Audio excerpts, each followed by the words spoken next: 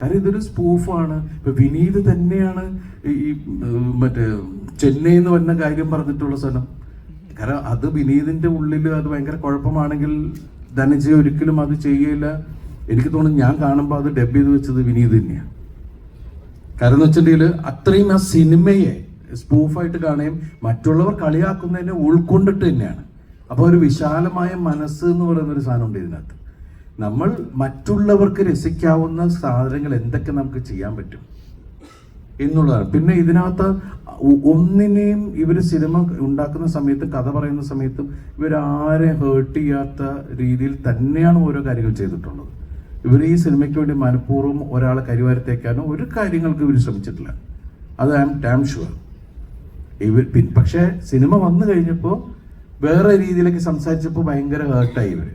കാരണം ഒരു സിനിമ പണ്ടൊക്കെ എന്താണെന്ന് വെച്ചിട്ടുണ്ടെങ്കിൽ പെട്ടെന്ന് അത് മുറിച്ച് മാറ്റണം എന്ന് പറഞ്ഞിട്ടുണ്ടെങ്കിൽ ഫിലിം ആകുമ്പോൾ നമുക്ക് എഡിറ്റിൻ്റെ അപ്പം തന്നെ മറ്റേ പ്രൊജക്ട് റൂമിൻ്റെ ബാക്കിൽ കൊണ്ടിട്ട് അത് അത്രയും അങ്ങോട്ട് കട്ട് ചെയ്ത് മാറ്റി ഒട്ടിച്ച് വിട്ടാൽ മതി. ഇന്നതല്ല. ഇന്ന് ഒരു സീൻ തൂക്കണമെങ്കിൽ അതിൽ 2 ഡയലോഗ് മാറ്റണമെങ്കിൽ എത്ര പ്രോസസ്സാണെന്നറിയാമോ? അത് പിന്നെ പോയി സെൻസറിൻ്റെ അവിടെ വരെ പോയിട്ട് തിരിച്ചു വരണം. എന്നാലേ ക്യൂബിൽ ഇത് പിന്നെ ലോഡ് ചെയ്യുള്ളൂ. ഒരുപാട് സമയമെടുക്കും. പിന്നെ ഒരു മനഃപൂർവ്വം ആരെയും ദ്രോഹിക്കുന്ന ഒരു കാര്യവും ഈ സിനിമയിൽ ചെയ്തിട്ടില്ല. ദിലീപേട്ടാ,